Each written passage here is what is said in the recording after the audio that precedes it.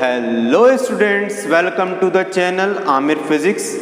Myself Muhammad Amir Saifi, I am your physics mentor. Today we will starting a topic that is called equation of motion by using calculus method. इसमें हम लोग equation of motion को solve करेंगे calculus method से। ये equation of motions आपकी 11th class के लिए बहुत इंपॉर्टेंट है और ये कम से कम 4 मार्क्स की आती हैं। तो कौन कौन सी हैं चलिए चेक कर लेते हैं। First one v is equal to u plus a t. Second one s is equal to u t plus का हाफ ए टी का स्क्वायर। थर्ड वन v का square is equal to u का square plus का 2as। ये equation Newton's ने दी थी। अब हम इसका डेरिवेशंस करना स्टार्ट करते हैं। पहली इक्वेशंस में जब आप आएंगे आपको पता चलेगा कि इसमें टर्म क्या है, initial velocity, final velocity and their time acceleration. तो हमें ऐसा रिलेशन चाहिए जिसके अंदर वेलोसिटी और टाइम का कम से कम रिलेशन आ रहा हो या एक्सेलरेशन का रिलेशन आ रहा हो। तो हम कर लेते हैं। हमारे पास एक रिलेशन दे रखा होता है a is equal to d v upon d t which means differentiate velocity with respect to time. एक बहुत इंपॉर्टेंट बात आप लोग याद रखिएगा एक कि ये इक्वेशन ऑफ मोशन वैलिड कब होंगी। ये इक्वेशन ऑफ मोशन वैलिड तब होंगी जब आपका एक्सेलरेशन कांस्टेंट हो।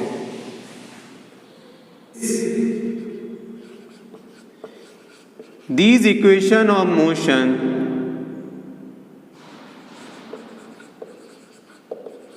valid if acceleration is constant. For an example, a may be 5, 0 and 5t. That means 5 is constant चल जाएगा, 0 constant चल जाएगा, but 5t नहीं चलेगा because acceleration is depend on time. But हमने बात पढ़ ली है एक्सेलरेशन आपका क्या होना चाहिए, कांस्टेंट होना चाहिए हर एक कीमत पर। Okay, d v is equal to a d t integrate both side we get dv is equal to adt।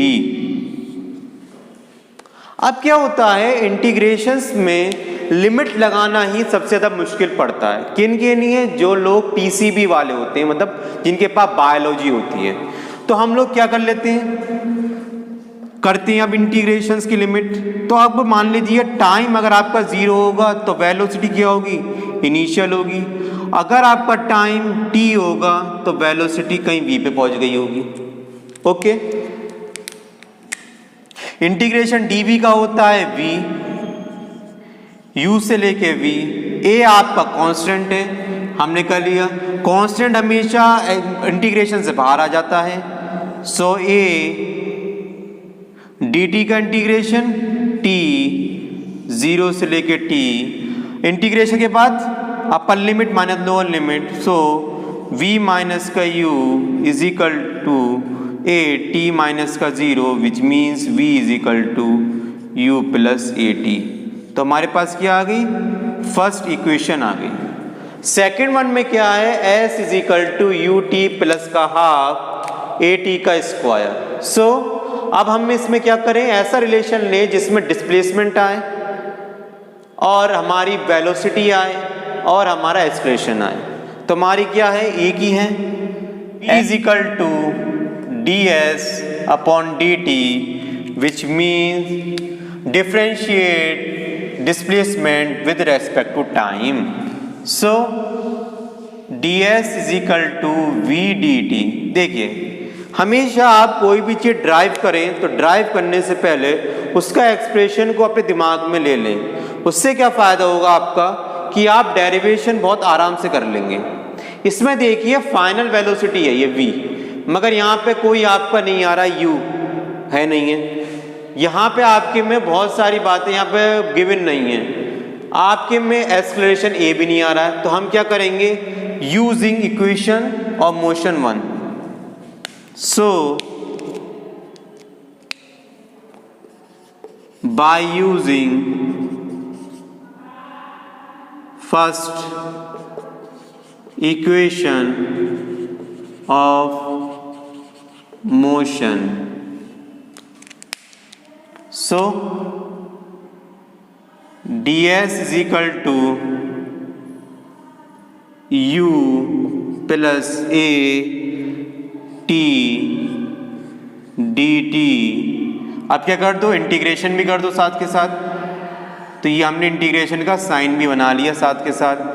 अब हमें क्या इंटीग्रेट करना है, इंटीग्रेट क्या करना है, देखो लिमिट लेनी है। तो अगर आपका डिस्टेंस 0 होगा तो आपका टाइम भी 0 होगा। जब आपका डिस्टेंस s होगा s हो जाएगा। ds का इंटीग्रेशन क्या होता है हमारे पास, s 0 से लेके s। इसका इंटीग्रेशन क्या होगा, आप क्या इसका इंटीग्रेशन आपको करना, आप कंफ्यूज हो तो आप एक एक बार में इसको कर सकते हैं। Which means u dt is equal to a t dt, और लिमिट भी अलग कर लें 0 से लेके t, इसकी भी लिमिट अलग कर लें 0 से लेके t। इसका इंटीग्रेशन आ जाएगा s minus 0 upper limit minus lower limit u dt का इंटीग्रेशन t 0 से लेके t plus a constant t का इंटीग्रेशन t स्क्वायर बाई 2 0 से लेके t। This means s is equal to u t plus का a upper limit minus lower limit by 2 यहाँ रख लीजिए, t का स्क्वायर माइनस 0 का square, which means s is equal to u t plus का half a t का square. Okay, so please make a note.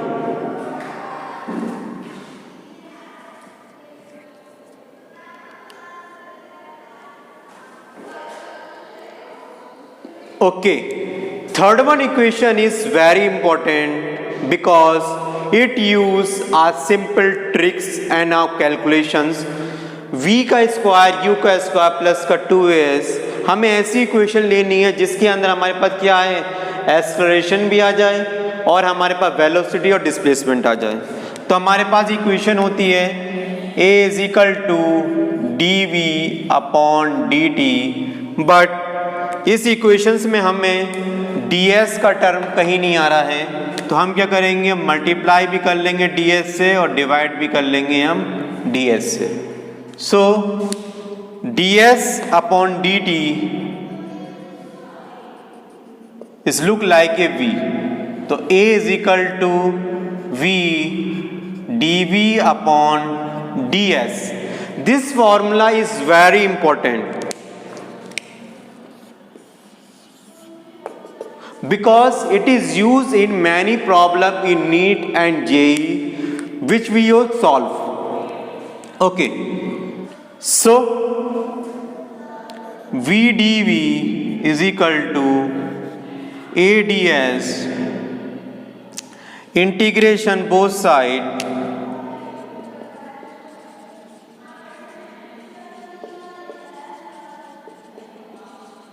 we get VDV is equal to ADS। अब हम limit लगाएंगे।